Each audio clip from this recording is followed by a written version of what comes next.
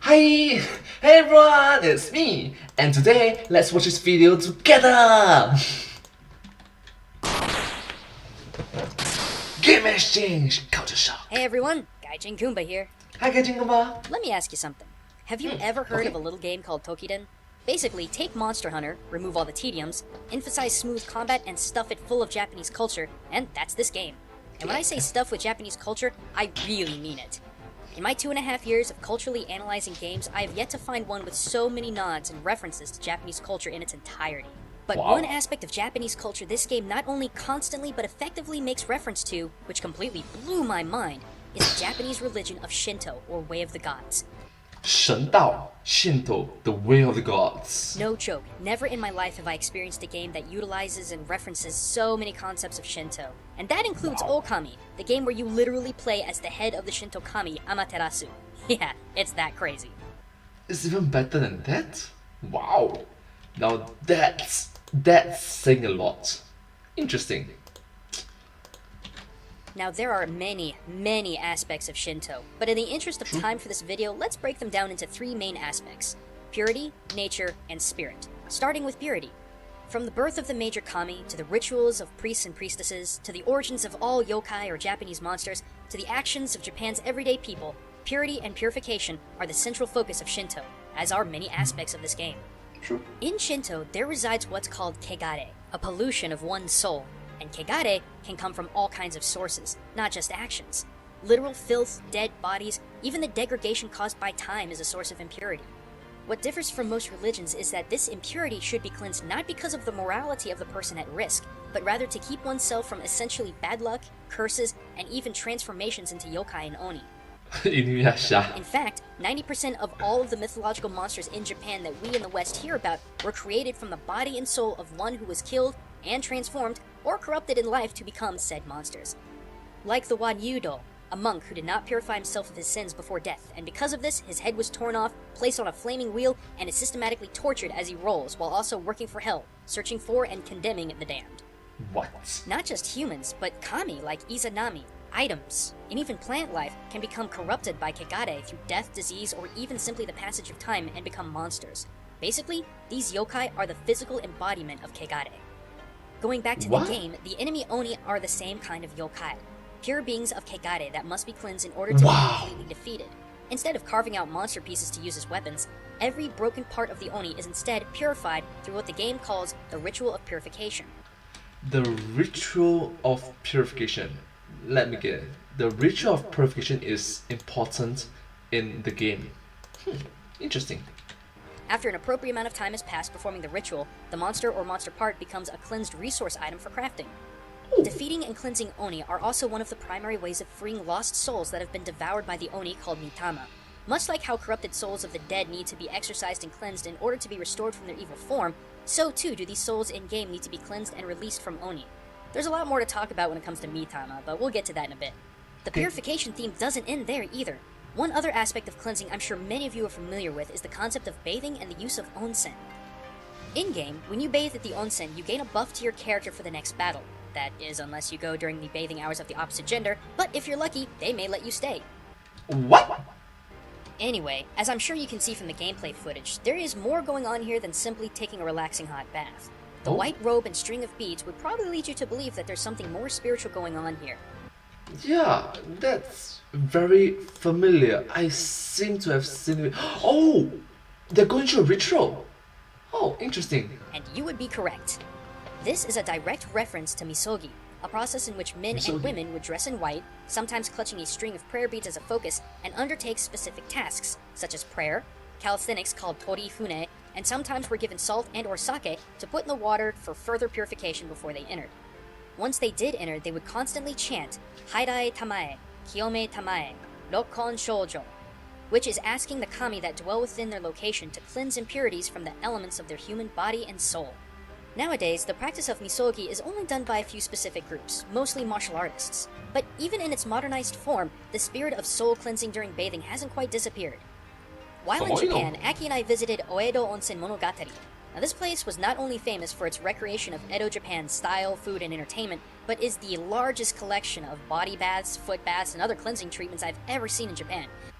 Wow, from my experience, I've got to say, it's actually quite awesome. It's actually quite awesome. Heck, there's even an onsen for your dog next door. These Wow! people take onsen bathing very seriously. Having experienced the true onsen, Aki and I can tell you for certain, we not only felt clean and relaxed, but it felt like everything negative that had been bothering us in our lives had just disappeared. Okay, so after being in the onsen, how did you feel? I feel a lot less self-conscious about my body. Oh yeah, like do you feel clean and like pure and everything? Yes, and my feet don't hurt nearly as much. Cool. Even when simply visiting any shrine in Japan, you must wash your hands and mouth out to ritually purify yourself before you enter the sacred grounds of the shrine. Yes, from my experience, it is all in all a really cool and interesting, awesome experience. And yes, they also take this very, very seriously. Yes. As a final example of how in-depth this game goes to the concept of Shinto purification, the game references the holiday of Setsubu, which takes place every February 3rd. The word itself means seasonal division, and it acts as the first day of spring in Japan. During this holiday, men of the household would put on an oni mask and run from the women and children of the house, who would throw special roasted soybeans called fukumame, and shouting, "Oni wa soto, fuku wa uchi." It symbolizes driving out oni and the bad luck and bad health that comes with them, and purifying the home for the new year. Shinto shrines and even Buddhist temples will participate in the celebration by throwing out fukumame, as well as candies, snacks, and even money to gather crowds who push and shove trying to grab them. Me, I've done it before. Alright, let's move on to nature, and don't worry, this one isn't nearly as complicated, but it's just as important. Shinto places a great deal of importance on harmony with nature and the denouncing of actions that would harm it. This concept should go hand in glove since kami are not necessarily all-powerful beings, but various spirits of the natural world. The pollution of nature also pollutes the kami into yokai. With this, a great number of plant life and natural formations have been designated sacred with the spirit that dwells in them to be protected by the shrine or local people. I've actually come across a few in my time in Japan, like this one from Osaka, that was said to protect the local castle from lightning by drawing the lightning away from the castle and hitting it instead. There's another one at Meiji Jingu in the Harajuku ward in Tokyo, which has been known as a sacred meeting ground. This one even has its own offering box to give to the spirit of the tree. All kinds of stories dwell within each sacred natural area. This, I've got to say, it's very important that we do not forget that we must live in harmony with nature. We do not forget about that. Yeah. Toukiden also puts a great deal of focus on nurturing and caring for nature within the game. Aside from a few cutscenes that show the characters lamenting over the loss of forests, waterways, and other natural elements to the corruption of the Oni, there exists a sacred tree in the player's home village of Utakata. It starts out being nothing more than a small house for the spirit of the tree, but as you give it money, which blesses you with craftable items, it grows and grows until it becomes a massive tree of splendor. Constant care of the spirit of the tree rewards the player, just as caring for nature and its spirit keeps an area well connected with the kami and free from kegare. A small reference to an overlooked aspect of Shinto, but one that is subtly omnipresent in the religion and in Japan in general. Now then, with all of this constant talk of spirits and kami, let's finally address them in detail. In Toukiden, you have access to what are called mitama. In-game, they are the souls of historical Japanese figureheads that hail from multiple time periods who were devoured by Oni. When you release them, you're able to utilize their abilities in combat by equipping them to your weapon. Now, believe it or not, there's actually a lot of references in this one simple game mechanic. Let's start with the mitama themselves. In Shinto, mitama are the honorable spirit of a person or kami. One would think that only the spirits of the kami would be enshrined, like Amaterasu at Ise Jingu. But actually, many historical figures have had their souls enshrined, like Emperor Meiji at Meiji Jingu, reaching the state of being basically equal to the kami of nature.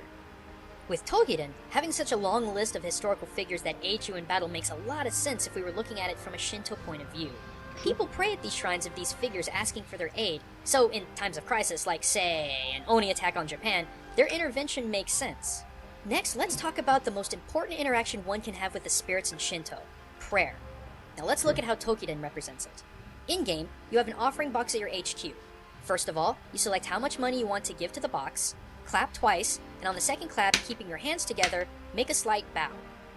Depending on the interval of money that was spent, you may get a big buff, a small buff, or nothing at all.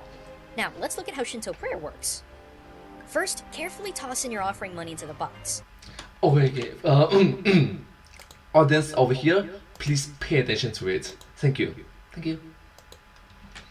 The amount of money given is completely based on your comfort and feelings, but increments of 5, such as 5 yen, 50 yen, or 500 yen, are preferable. This is because 5 yen in Japanese, which is go-in, is a homonym for go-in, which means an honorable bond or relationship. Japan's 1,2,3,4,5,6,7,8,9,10,11,12,13,14,15,16,17,18,19,20 big on wordplay like that. Next, bow twice. If a Suzu bell is present, ring it a good few times. Then clap twice. This is to make sure that the kami of the shrine is awake when you pray. On the second clap, keep your hands together and pray. After your prayer is done, bow one more time and calmly leave. Now, obviously, going through every single step of prayer would just bog down an action game. But in Toukiden, the importance of just how much money is given, the double clap prayer, the bowing, there's just a lot of similarities going on here. True. And from my experience, they have simple instructions. Like, even if you do not understand the language, they have pictures, they have drawings for you to understand the proper, appropriate way to do this kind of stuffs. Lastly, let's quickly talk about spirits in conjunction to weapons in Shinto. Many people believe that the souls of samurai dwell within their katanas, which is why they're always carried around with them and passed down through generations. That would make equipping mitama to weapons make a lot more sense. But that statement isn't actually true. Wielders of weapons have the ability to imprint themselves to some degree on their weapons, but it's the weaponsmiths, according to Shinto and Bushido, that instill properties into the weapons. This is why Japanese weaponsmiths will purify themselves and don pure white robes before they work. It can be very easy for kegare to enter into the blade while it's being forged. Oh. The greatest example of this resides in the tales of the legendary swordsmiths Masamune and Muramasa. When stuck blade first into a flowing river, Masamune's sword would actually push away leaves and other debris, while Muramasa's blade would attract debris into the blade to be cut. This is to illustrate how Masamune's weapons were created to never cut unjustifiably, where Muramasa's swords were bloodthirsty and battle-hungry. What? Now, does this mean that Toukiden's process of making weapons from Oni doesn't have a place in Shinto? Absolutely not. In fact, the greatest sword in Japan's history and one of the 3 sacred treasures of ancient Japan's royal family was taken from one of the most terrifying and recognizable monsters in Japan's history. Yamato no Orochi. From his tale, Yamato no Orochi? Some snake? the storm god Susanoo found the sword Ame no Murakumo no Tsurugi, which would later be known as Kusanagi, What? I'm sorry, what? where Muramasa's swords were bloodthirsty and battle-hungry. Now, does this mean that Toukiden's process of making weapons from Oni doesn't have a place in Shinto? Absolutely not. In fact, the greatest sword in Japan's history and one of the 3 sacred treasures of ancient Japan's royal family was taken from one of the most terrifying and recognizable monsters in Japan's history. Yamato no Orochi. From his tale, the storm god Susanoo found the sword Ame no Murakumo no Tsurugi, which Sword of gathering clouds of sword of clouds gathering. would later be known as Kusanagi no Tsurugi. And you know what? Grass colored That's in swords. Toukiden as well. True. Wow, that was a lot of information. Yes, I agree with you. That's a lot of information. Thank you. But it really does show just how much Shinto is represented in Toukiden.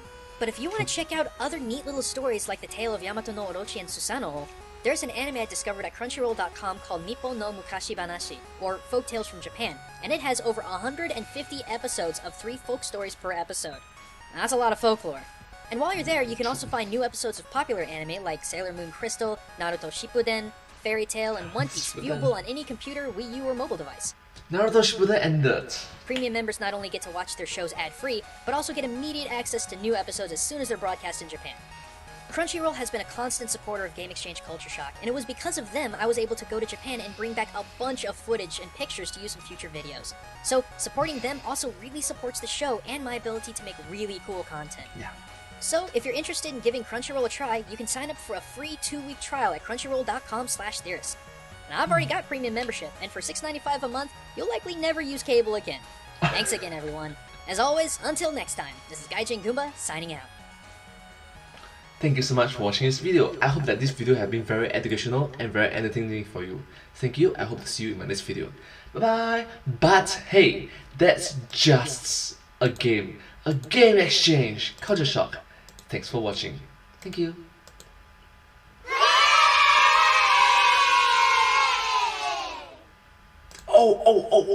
And don't forget to like, share, and subscribe to my channel, and comment down below if you have anything to share with us. And don't forget to follow my channel, and I sincerely appreciate all of your support and all of your encouragement for me. Thank you. I hope to see you in my next video. Bye. Thank you.